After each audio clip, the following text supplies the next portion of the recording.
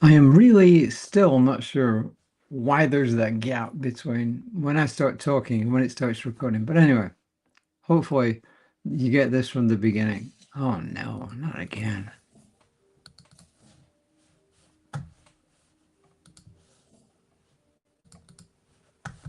All right, persistence pays, folks. Persistence pays, even when you got an errant mouse. Remember the rhythm. Anna H. Peterson. I did not look her up. You are made of rhythm too. The same rhythms that flow through nature flow through you. Are one with nature, right? Ernest Holmes. There is one life. I am one with its rhythm.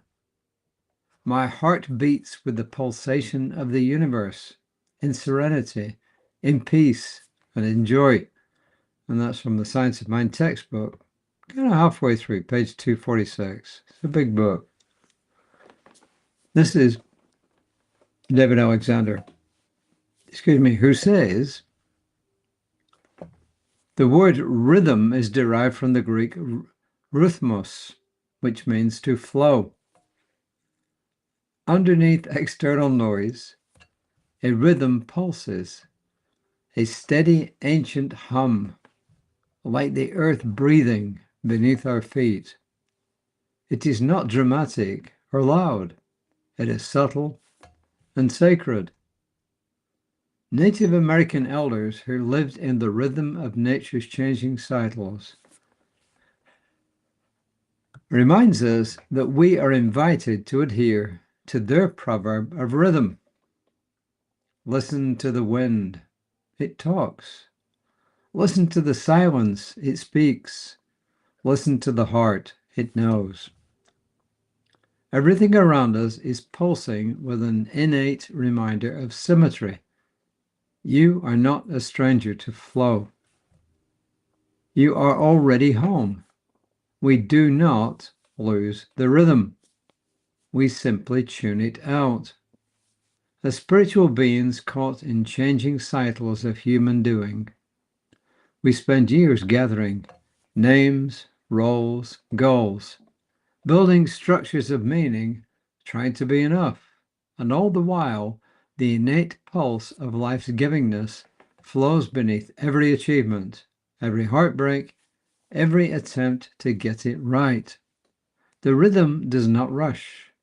It does not shame. It invites. It reminds us that we're not outside of peace seeking entrance.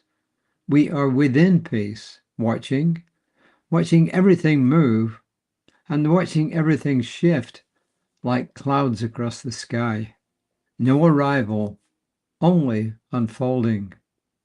We breathe, and in doing so, the rhythm breathes us. The search dissolves, and in its place something vast and familiar pulses its steady proverb. You never left the flow.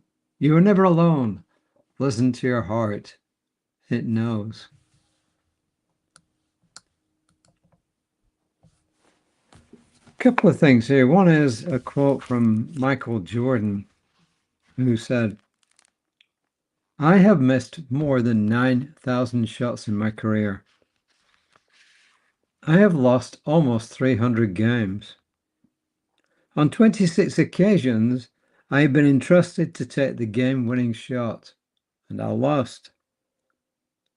I've failed over and over again in my life. And that's precisely why I succeed. Should be succeeded, of course, because you're playing anymore. But it just tells you that we don't succeed every time we try something. And also, human beings, we sometimes strive too hard and we forget that we're part of nature. To me, this message says, hey, David, slow down sometimes and listen to nature. You know, walking in the mornings with one of our neighbors, sometimes what we'll do is just tune in to the nature around us. We live in the woodlands, so when we walk in the walking paths it's covered. There's bushes, there's trees, there's always birds, there's sometimes squirrels. There might be the occasional raccoon or possum, if it's depending on the time of day, of course. And of course, people walking their dogs, birds flying. Right now, at this time of the year, the Canadian geese are on their way south. Not that long ago, they were on their way north because it was warm enough for them. Now, they don't like the cold weather, so they're migrating south again. And we always get them around here. And then a particular time of the year, we get monarch butterflies coming through as well. But often that stuff kind of goes by us. But when we tune in and listen, we find out there's life going on around us. And often as human beings, at least it's been my experience, we seem to forget that we're all part of this. We're not separate from nature. Yes, we can stand back and observe it, but we're not separate from it. We're part of it. And indigenous cultures know this.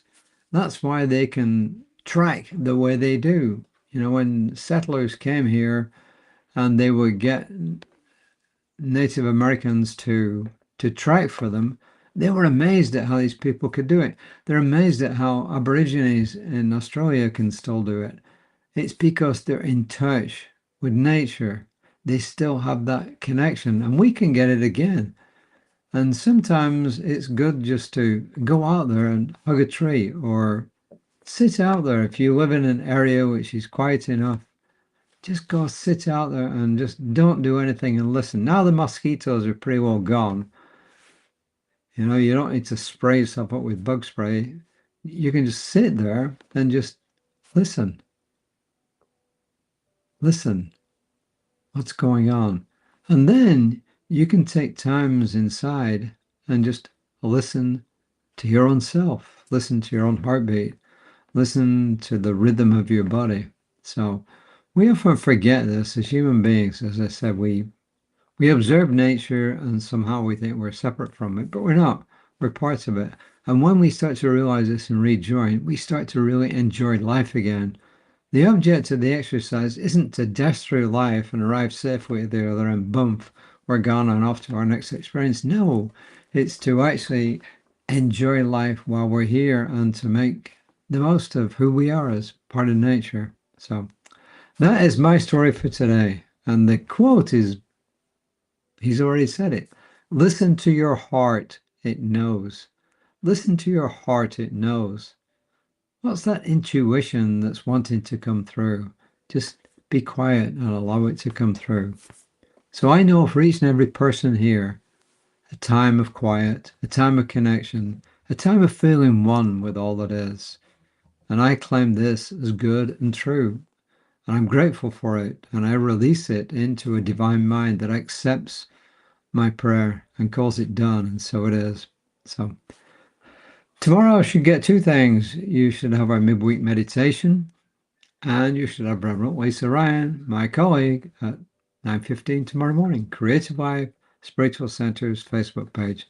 And I'll be back tomorrow on whatever social media you saw me on. So till next time, namaste.